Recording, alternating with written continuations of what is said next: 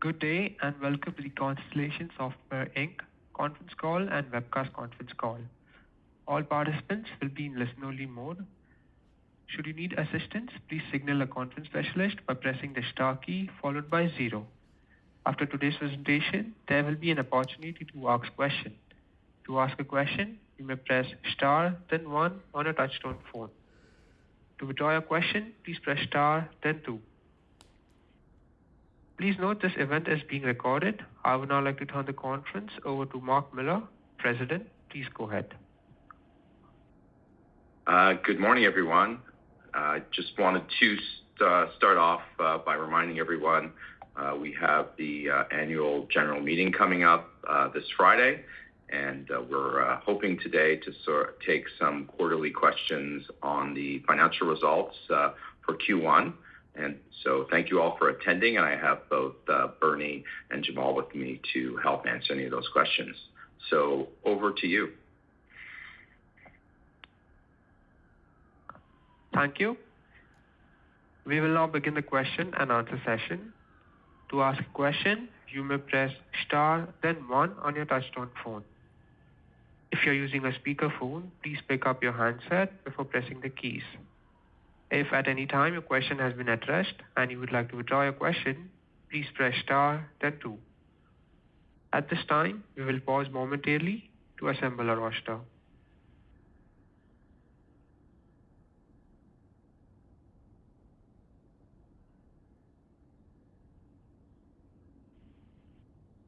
The first question comes from Thomas with BMO Capital. Hi, good morning. Maybe one for Jamal to start. So just on the margins for the quarter, I know you have the Q1 payroll taxes and that there were some synchronous related costs at Lumen.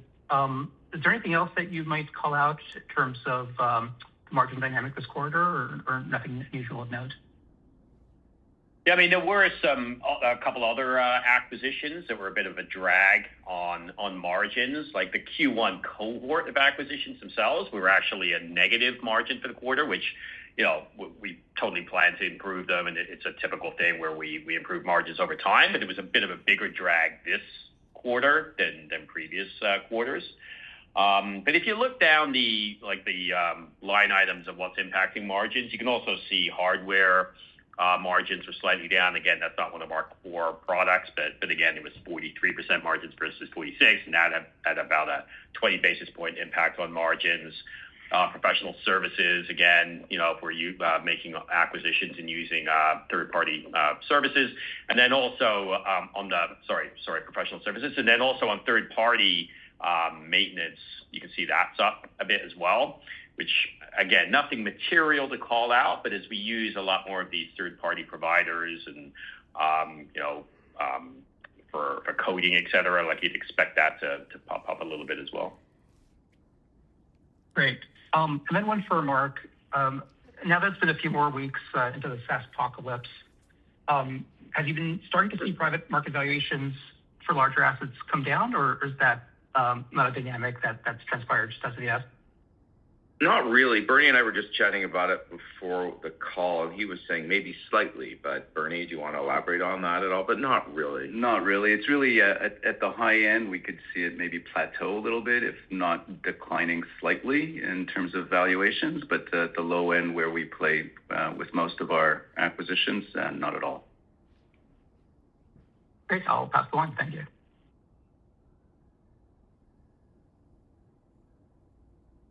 The next question comes from Stephanie Price with CIBC. Good morning. Thank you. Morning, Steph. Just to that comment about the payroll taxes on the last question, just curious if you've been discussing any changes to Constellation's bonus plan, just given the public market reset, and maybe related how you think about employee retention in the current environment. Yeah, so we haven't made any changes to the plan, and I mean, I think me personally, I say this is a great buying opportunity, right? I don't think we need to change the plan as a result of that. So the formulas for the core management team stays the same. We still buy shares in the market, same way we always have. And again, we believe in the company, and so yeah, there haven't been any changes to the plan. Okay, great. And then Constellation typically sees kind of larger deals in more difficult environments. I know this is a very interesting time right now, but can you talk a little bit about the large deal pipeline and the appetite for bigger deals at this point? Well, we're invited to a lot of auctions that are out there by the investment bankers, and sometimes we're able to play, sometimes we're not. Valuations are still high, so we try to get what we can, but competition is still fierce. So, yeah, the only thing I'd add too, Stephanie, to that is that I think we also have better talent to work on those larger transactions than we would have had, let's say, 5 to 10 years ago. And you need it because they're complicated. There's some hair on them, and they're usually spread out over multiple geographies, and sometimes are carve-outs from large companies. And having experienced people who are capable of doing that is probably something we didn't have. So that helps us a bit, but again, it does come down to valuation for us. And I do think we're on the field at least more, let's say, playing and trying to win those than we were 5 to 10 years ago. That's great color. Thank you. Thank you. The next question comes from Jerome Dubreuil with Desjardins. Hey, good morning. Thanks for taking my question. So just want to ask about the broader software strategy there. We've seen Salesforce launch a headless solution. They're focusing on offering API access that can be leveraged by agents. I understand horizontal and vertical solutions might be very different in terms of how they will approach their integration in an AI world, but do you expect this strategy, you could take this one as well, or maybe VMS is so different that you don't need or you don't anticipate as much change to the UI paradigm over time? Well, it's like I would say, it always depends on which business you're in inside of Constellation. You know, we have many businesses, and some will have to build agents, and some will have to modify the user interfaces, but many won't. I mean, customers are obviously hesitant to change their user experience because it's something that their team uses all day to run their business, right? So changing user interface is and way the user interact with the software is a big decision for a client, and they take it under, take some consideration before they do that. And one of the things that I always find talking about artificial intelligence and the changes in technology is, essentially you have to convince customers to change their user experience as well, which in some cases it requires budgeting, approvals, multiple levels of discussion inside of that customer for our mid to large size customers in particular. So it's, it will evolve as the market evolves, and we just make sure our people are as educated as they can be on these new ways of building software and adjusting to those changes. And we'll talk a little bit more about that at the AGM as well. Get a chance to talk about some real examples on Friday. That's great. Thanks. And then second one, another one on the evolution of the software model going forward on the forward deployed engineering. Is this something you believe in? Could it be initially maybe bringing a bit more cost when you kind of adjust to the new model, and have some BUs started leveraging the strategy more? Definitely, yeah. There'll be some more cost in doing that initially because you're going to be kind of retooling where they need to do it, and some are doing it in advance just to make sure that if there are some changes inside of their markets and new needs for new ways of interacting with our products, they're using it. They're also using it to also try to expand inside of the customers as well, which is what I'm hoping to see more of for our more, let's say, close to customer innovative businesses across the world, that they use it to step into other areas of the customer and interact with them more, because we do have, because we're so vertical, we have so many different teams in this decentralized environment of Constellation who are out really close to customers in many countries around the world in many different markets, trying to figure out how to make customers' businesses run better. Great. Thank you. The next question comes from David Kwan with TD Cowen. Thank you. Good morning. I was wondering if you could talk about how the first couple of months have gone with Sabre. How are you working with their leadership team in terms of strengthening their business, and how receptive, I guess, and cooperative have they been? Yeah, I think generically we really don't want to comment on Sabre, David. It's just something that is left to our we have a representative on the board there, and the conversations between Sabre and our director are, I think, going to be kept private and confidential. Okay, I understand. From an M&A standpoint, obviously you had a pretty strong start to the year, and also for Q2. As it relates to the Q2 to date closing pending deals, other than the DerbySoft deal, are there kind of any larger, chunkier deals that I guess weren't large enough for Constellation to press release, but maybe were much larger than your typical run-of-the-mill deal? Yeah, there were a couple of larger ones. I think, we're not going to disclose the amounts, but there was a couple larger ones and a whole bunch of small ones. Great. Right. Underneath too. Yeah. Okay, thanks, Joel. And then, are you guys just seeing anything different in the M&A environment that's allowed you to be this active on the M&A front over the last few quarters here? Or is it really just kind of like the ebbs and flows of your M&A strategy in the overall market, and you're just kind of going through a good patch here? Yeah, it really is the latter. It just comes and goes up and down as the market evolves. We don't see more transactions than usual. We don't see less transactions than usual. It's just the same amount across the market as we've always seen. So nothing's changed. There's a real disconnect between the SaaS apocalypse, publicly traded stuff and private markets. It's just ebbs and flow of the market. And it's like any, sorry, David, go ahead. No, I was just wondering, are you seeing maybe changes in the behavior of the targets, the sellers, particularly given what's going on with AI, that maybe being part of the Constellation family is a better place to be? Or is there anything else that's maybe trying this elevated activity? No, I think we remain patient. We deploy capital very, very carefully, and I think as I think I said to Stephanie earlier on, I think we do have a bit more talent who are able to think about those larger transactions than we previously did. That might give us a little bit of a better coverage and close rate on some of those, but it's still, the world has not changed from our viewpoint. It has not. So we'll just continue to plug away at this problem and keep working on it. I appreciate the color and look forward to seeing you guys on Friday. Yeah, thank you. Looking forward to seeing you too.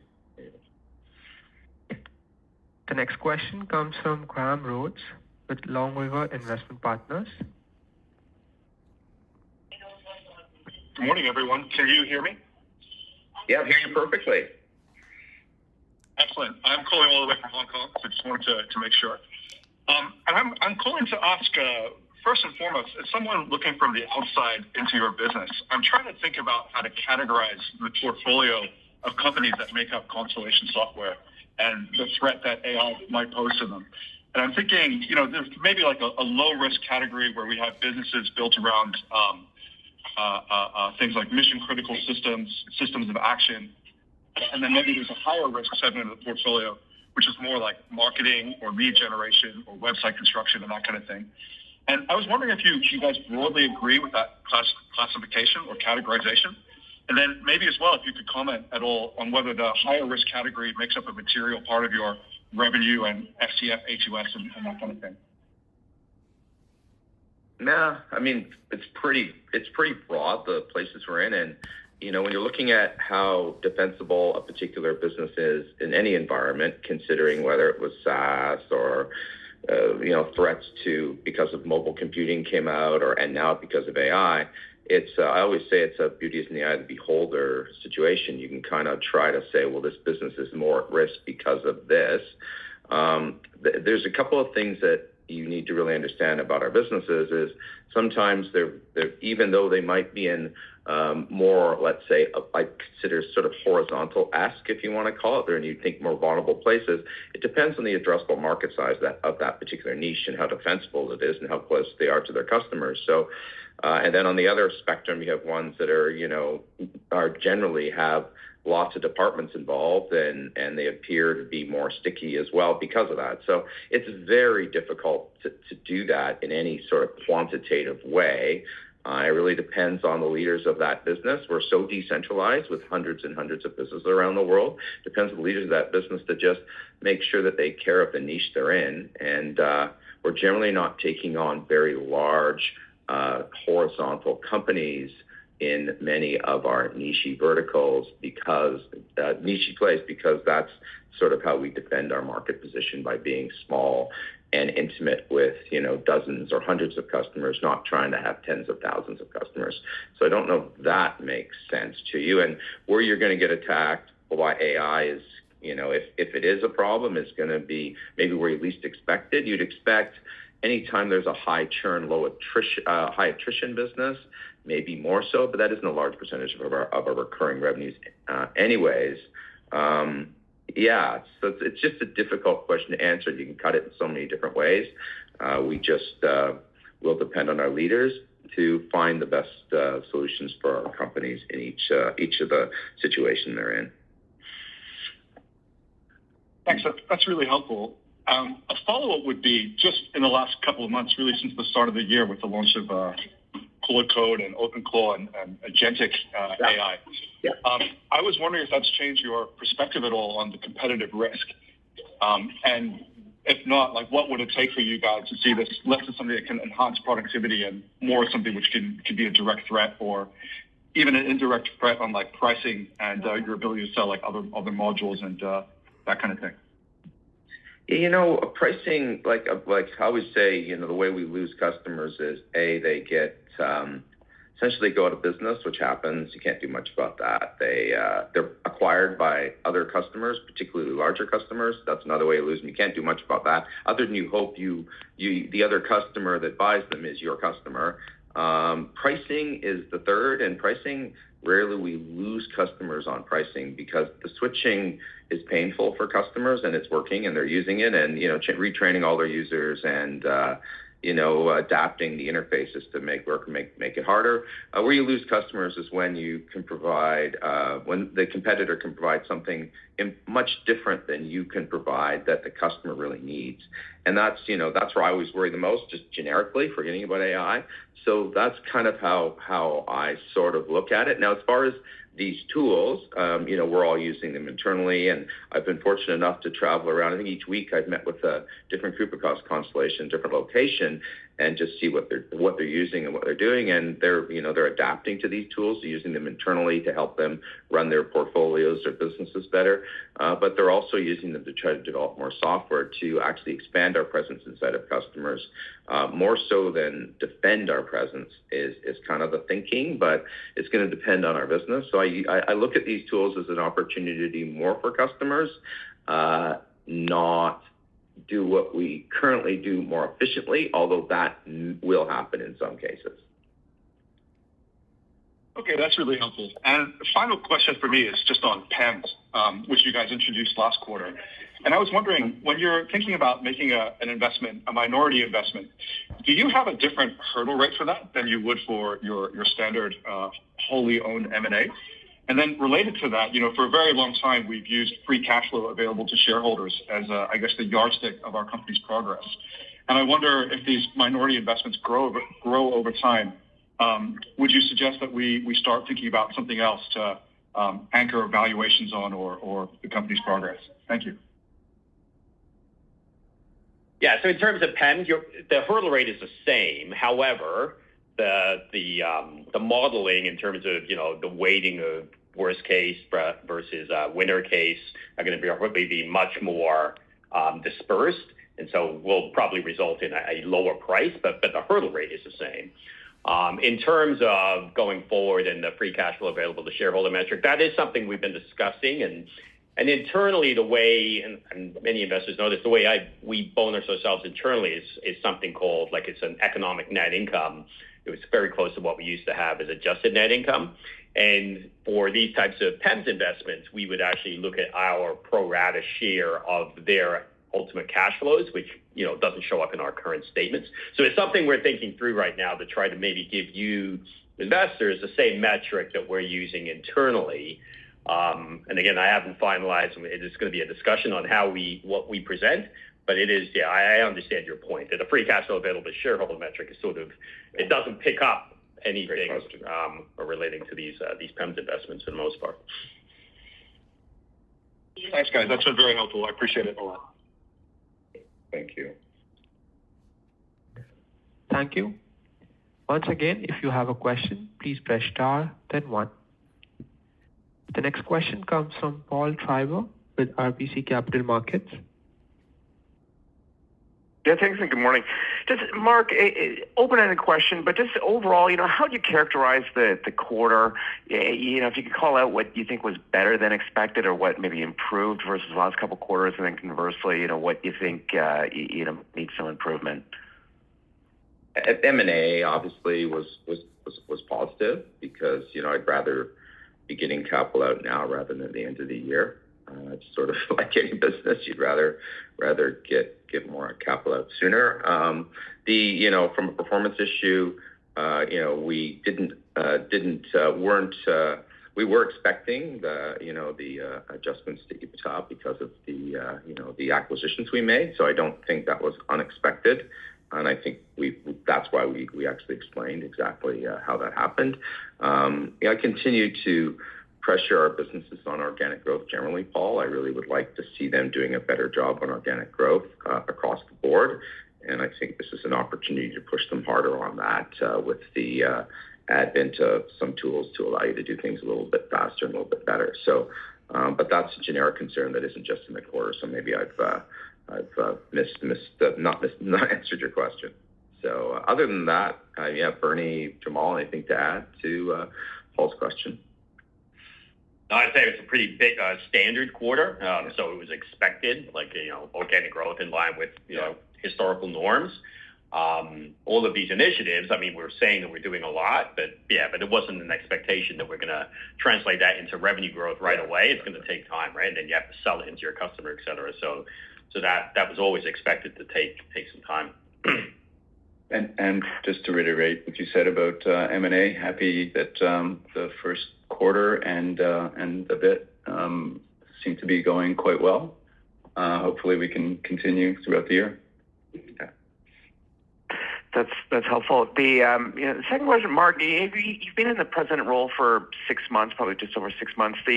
Any leadership style changes that you're bringing to the role, and then in particular, how has been interacting and managing the broader operating group leaders versus your prior role at Volaris? They've been great, Paul. Just terrific. We had a board meeting yesterday out in the airport, and all the operating group leaders are after the meeting are sitting together working on things and talking about how we can improve. So I'm just super happy with the team across Constellation, and I think the collaboration is at an all-time high between the operating group leaders, and everybody's very engaged and working closely together. And I'd have to say, sharing best practices at a high velocity around anything we're learning about, for example, AI, and because there's just so many ways to come at that problem. So I'm super happy, Paul, with where things are at. All right, thanks for taking the questions. Thank you. This concludes our question and answer session. I would like to turn the conference back over to Mark Miller for any closing remarks. Yeah, just wanted to thank everybody for dialing in, and we're really looking forward to seeing everybody at the AGM, and of course, thanking all of our team across the world for helping us deliver Q1. So we'll see everybody on Friday that makes it to the AGM, and thank you, Bernie, Jamal, as well. Over and out. Thank you. Yes. Thank you. The conference has now concluded. Thank you for attending today's presentation. You may now disconnect.